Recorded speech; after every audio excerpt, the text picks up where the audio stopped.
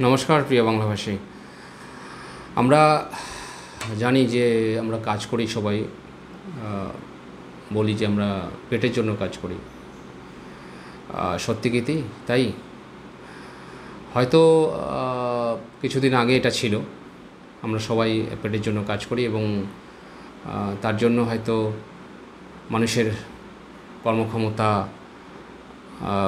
Efficiency বাড়ানোর জন্য qualification নিয়ে, বিভিন্ন ধরনের স্কিল ট্রেনিং নিয়ে একটা ভালো চাকরি, ভালো বিজনেস, যাতে করে আমরা মানে নেসেসিটি যেটা আছে মানুষের, খাদ্য, বস্ত্র, বাসস্থান, শিক্ষা এবং প্রপার্টি, যখন থেকেই প্রপার্টি জিনিসটা আমাদের নেসেসিটির মধ্যে ঢুকেছে, আমরা দেখেছি যে মানুষ শুধুমাত্র পেটের জন্য কাজ করে না, মানুষ কাজ করছে সম্পত্তি বাড়ানোর জন্য। এই সম্পত্তি থেকেই কিন্তু হিংসা, লোভ, লড়াই। বিগত দিনে দুটো সিজফায়ার হয়েছে, একটা ইন্ডিয়া পাকিস্তান। আমরা দেখেছি যে ইন্ডিয়া পাকিস্তান 3 দিনের লড়াই, মাত্র 3 দিনের লড়াইতেই $20 বিলিয়ন খরচা হয়ে গেছে, প্রায় 2 লক্ষ কোটি টাকা। আমরা দেখেছি যে 12 দিনের যুদ্ধ হয়েছিল ইরান এবং ইসরায়েলের মধ্যে। আমেরিকা ইনভলভ হয়ে গেছিলো B-2 বোম্বার করে ইরানের নাকি পারমাণবিক যে তৈরি করা যে জায়গা, তাকে নাকি ধ্বংস করে দিয়েছে, যদিও এখন সেটা মানছে না। মানে ইরান যে এত সফলভাবে যুদ্ধটাকে মোকাবিলা করবে এবং আমেরিকার মানে রক্তচক্ষুকে উপেক্ষা করে যেভাবে কাতারে গিয়ে আমেরিকার এয়ারবেসকে ধ্বংস করে দিয়ে এলো, তাতে করে কিন্তু ইউএসএ দমে গেল এবং ইউএসএ সিজফায়ার করে দিল। আচ্ছা, এই 12 দিনের লড়াইতে কত খরচা হয়েছে? প্রায় $70 বিলিয়ন, মানে ভারতীয় টাকায় প্রায় 7 লক্ষ কোটি টাকা। একটা যুদ্ধ এখনও চলছে, গত 3 বছর ধরে চলছে, ইউক্রেন রাশিয়া। কবে শেষ হবে তার ঠিক নেই। এখানে কিন্তু ডোনাল্ড ট্রাম্প সিজফায়ার করতে পারেনি। ডোনাল্ড ট্রাম্প বলেছিল যে যখন ইলেকশন হয়েছিল এবং ইলেকশনের ওদের ক্যাম্পেনিংয়ে ছিল যে আমি এলে রাশিয়া ইউক্রেনের যুদ্ধ আমি থামিয়ে দেবো। রাশিয়া ইউক্রেনের যুদ্ধ কিন্তু আজও থামেনি এবং গত 3 বছরে প্রায় $300 বিলিয়ন খরচা হয়েছে। 300 বিলিয়ন মানে মোটামুটি 30 লক্ষ কোটি টাকা। এই যে যুদ্ধ, এই যুদ্ধ কেন হচ্ছে, কার এত ইন্টারেস্ট, সেটা নিয়ে একটু পর্যালোচনা করব আজকে। শুধু পেটের দায়ে কিন্তু কেউ যুদ্ধ করছে না। অস্তিত্ব রক্ষার লড়াইতে ইরান ইসরায়েল হয়তো করছিল। ইরান দেখছে যে আমি পারমাণবিক বোমা যদি তৈরি না করি, তাহলে ইসরায়েল এবং আমেরিকার কাছে কোনোদিনও মাথা উঁচু করে থাকতে পারবো না, যা বলবে তাই করতে হবে। এবং সেটারই চেষ্টা করেছিল, খামেইনিকে পদচ্যুত করার চেষ্টা করেছিল আমেরিকা, ইসরায়েল। আমাদের যে পাকিস্তানের যে সেনাপ্রধান আসিফ মনিরকে খামেইনির জায়গায় বসানোর একটা ষড়যন্ত্র চলেছিল। মানে যে তাক্তা প্লট বলে না, সরকার পাল্টি করে দেওয়ার যে ব্যাপারটা থাকে, যেমন ইরাকে করেছিল সাদ্দাম হোসেনকে ফাঁসি দিয়ে। এখন রিসেন্টলি মানে ইসরায়েল যে যুদ্ধ করছিল ইরানের সাথে, সেটা কিন্তু সেম তাক্তা প্লটের জন্য। আর মেন কারণ হচ্ছে ওদের যে তেল এবং গ্যাসের যে সোর্স, সেই সোর্সগুলোকে যেমন ইরাকে নিয়েছে, সেগুলোকে আমেরিকার হাতে আবার নিয়ে আসার জন্য। এটা কিন্তু অনেক আগে ছিল আমেরিকা এবং ব্রিটেন ধরুন দ্বিতীয় বিশ্বযুদ্ধের পরে 50 সাল থেকে প্রায় 79 সাল অবধি তাদের হাতে ছিল এবং প্রায় 70 থেকে 80% খনিজ সম্পদ, যে তেল থেকে শুরু করে গ্যাস থেকে শুরু করে, ওরা কিন্তু ইংল্যান্ড এবং ইউএসএ নিয়ে গেছিলো। সেখান থেকেই কিন্তু খামেনির উত্থান। খামেনি কিন্তু ইরানবাসীকে বলেছিল যে না, এই তেল এবং এই গ্যাসের যে সম্পদ, সেগুলো কিন্তু ইরানেরই সম্পদ এবং ইরানেরই নিজস্ব কাজে লাগানো উচিত। এবং সেখান থেকে 45 বছর ধরে কিন্তু খামেনি এখনও রাজত্ব করে যাচ্ছে। খামেনিকে কিন্তু কেউ সরাতে পারেনি। তো যাই হোক, আমরা মোদ্দা কথায় আসি, যেটা হচ্ছে এই যুদ্ধ কেন হচ্ছে, এই যুদ্ধে কার ইন্টারেস্ট। আমরা দেখেছি ন্যাটো দেশ যারা আছে তাদেরকে, আমেরিকাও ন্যাটো দেশের একটা প্রধান দেশ, তাদেরকে বলা হলো যে তোমরা ভাই বাজেট যেটা আছে 2% থেকে 5% বাড়াও, নাহলে কিন্তু আমেরিকা ন্যাটোর মধ্যে নেই, ন্যাটো থেকে আমেরিকা বেরিয়ে যাবে। তো স্পেন ছাড়া সবাই কিন্তু রাজি হয়ে গেল, কারণ দেখলো যে আমেরিকা যদি ন্যাটো থেকে বেরিয়ে যায় তাহলে রাশিয়া সবাইকে ধরে ধরে দেবে। রাশিয়ার সে কিন্তু ক্রেডেন্সিয়াল বা সেই এফিসিয়েন্সি আছে। তো ভয়ে সবাই কি করলো, অস্ত্র কেনা শুরু করলো। অস্ত্র কার কাছ থেকে কিনতে শুরু করলো? আমেরিকার কাছ থেকে।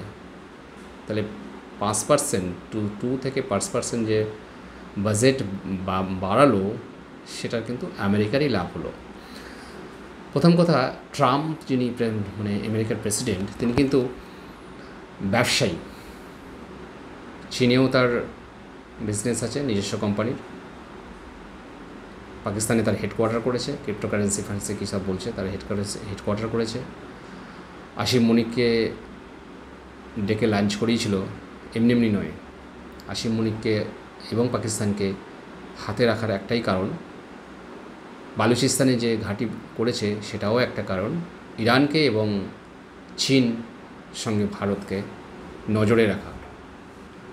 ভারতকে কেন নজরে রাখবে? ভারত তো ইউএসএর বন্ধু দেশ।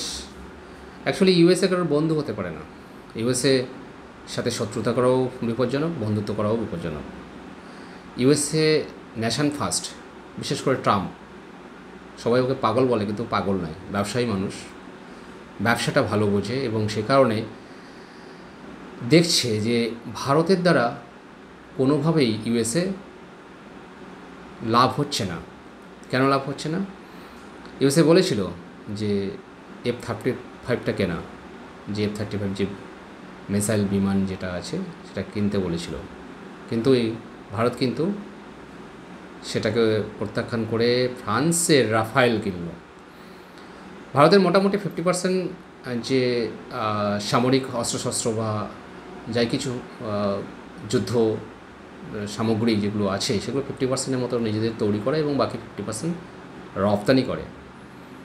এর বেশিরভাগই রাশিয়া থেকেই করে। এখন সেকেন্ড লার্জেস্ট ফ্রান্স হয়েছে, মাত্র 10% ইউএসএ থেকে নেয়। আচ্ছা, 50%-এর মধ্যে 100%-এর মধ্যে 10%, প্রায় 2019 থেকে 2023 অবধি আমরা $50 বিলিয়ন অস্ত্রশস্ত্র কিনেছি, ম্যাক্সিমামই রাশিয়া, ফ্রান্স থেকে। আমেরিকা থেকে অনলি $5 বিলিয়ন, অনলি 10%। তো খচে যাওয়ার তো কারণ থাকবেই। তার উপরে যেমন ধরুন রাশিয়ার থেকে যে তেল কিনছে, রাশিয়া থেকে যে গ্যাস কিনছে, যাই কিনুক না কেন, রাশিয়ারই কিন্তু সুবিধা হচ্ছে অর্থনৈতিকভাবে। রাশিয়াকেই প্রাধান্য দেওয়া হচ্ছে ভারত দ্বারা, সেটাতেও কিন্তু আমেরিকার প্রবলেম আছে, সেই জন্যই কিন্তু খচে আছে। তাহলে দেখা গেল যে F-35 আমরা দেখেছি যে কেরালার একটা বিমানবন্দরে, আমরা ফেসবুকে দেখলাম, খবরে দেখলাম যে কেরালার একটা বিমানবন্দরে ইংল্যান্ডের একটা F-35 ওখানে পড়ে আছে, একদম খোলা আকাশে পড়ে আছে। আমরা সেটা চাইছিলাম শেডের মধ্যে নিয়ে যেতে, কিন্তু হাত দিতে বারণ করেছে। এই কারণে আমরা যদি ওটাকে দেখি, কপি করি, নকল করি, যদি আমরা বানিয়ে ফেলি, এই B2 বোম্বার দিয়ে যেটা বম্বিং করেছিল ইরানের নিউক্লিয়ার যেখানে যেখানে বোম তৈরি করার একটা মানে মাটির নিচে 200 ফুট বা 250 ফুট 300 ফুট নিচে যে জায়গা তৈরি করে যে ওরা নিউক্লিয়ার বোম তৈরি করছে, ম্যাক্সিমাম ইউরেনিয়াম তো সরিয়ে দিয়েছিল, 60% ইউরেনিয়াম তো সরিয়ে দিয়েছিল। তো তার কারণে ওদের কিন্তু পারমাণবিক বোম তৈরি করার যে প্রকল্প সেটা কিন্তু থমকে যায়নি, সেটা কিন্তু চলছে। এবং এই কারণে আমেরিকা এখন বলছে আমরা পারমাণবিক বোম তৈরি করার জন্য ইনভেস্ট করব। সিজফায়ার করার আরেকটা কারণ হচ্ছে এটাই, ইনভেস্ট করবে। আরও একটা কারণ আছে, ট্রাম্পের নোবেল পেতে হবে, নোবেল শান্তি। পাকিস্তান ইন্ডিয়ার সিজফায়ার হয়েছে, ইরানকে যদি সিজফায়ার না করতে পারে তো ইরান কিন্তু দম্বার পাত্র নয়। ইরানের যা কিছু মিসাইল ইসরায়েলে ছেড়েছে কিন্তু নিজস্ব প্রোডাক্ট, হয়তোবা শেষ হয়ে যাচ্ছিল, তবুও আরও কিছুদিন চললে হয়তোবা ইসরায়েল বিপদে পড়ে যেত।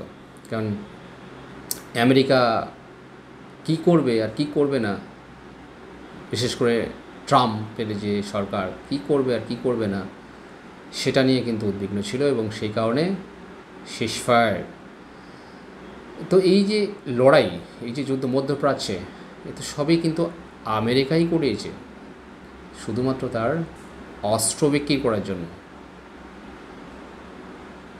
এখনও যে লড়াইগুলো চলছে হঠাৎ করে কিন্তু বন্ধ হবে না ইউক্রেন রাশিয়ার যুদ্ধ। কারণ অলরেডি ইউক্রেনকে তাতিয়ে দিয়েছিল ওই সময় জো বাইডেন যে ভাই তুই ন্যাটো জয়েন কর।